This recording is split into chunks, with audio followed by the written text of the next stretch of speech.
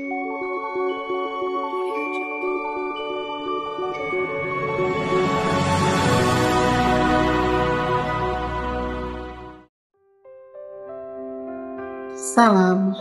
kembali lagi dengan saya, Najmul Qalam.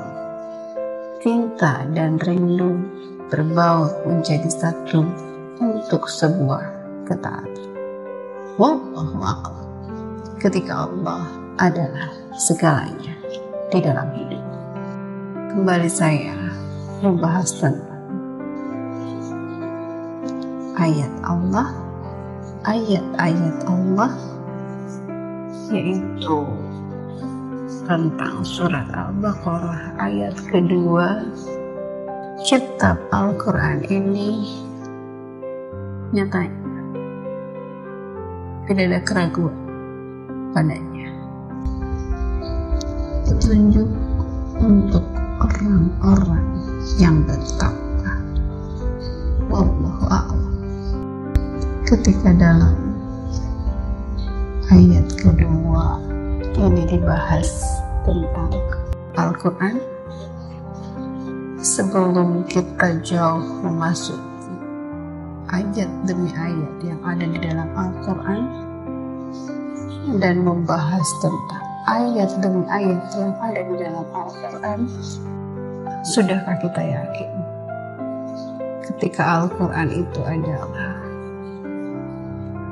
kitab Allah, ketika kitab yang berasal dari Allah, yang bisa dijadikan sebuah rujukan hidup manusia, ketika semua ayat-ayat di dalam Al-Quran itu adalah membahas tentang dari apa yang harus dilakukan manusia ketika manusia hidup di dunia, tanpa kecuali bagaimana sikap manusia, bagaimana manusia taat kepada Allah atau apapun. Ketika yang saya yakini semua yang ada di dalam Al-Quran adalah benar tanpa kecuali, tidak ada keraguan padanya. Dan saya pikir ketika kata tidak ada keraguan pada Al-Quran itu hanya untuk orang-orang yang yakin kepada Al-Quran, ketika Al-Quran ada atas kehendak Allah, bukan yakin sedikit, bukan yakin ikut-ikut, tapi benar-benar yakin dan akhirnya bersiap untuk melakukan. Yang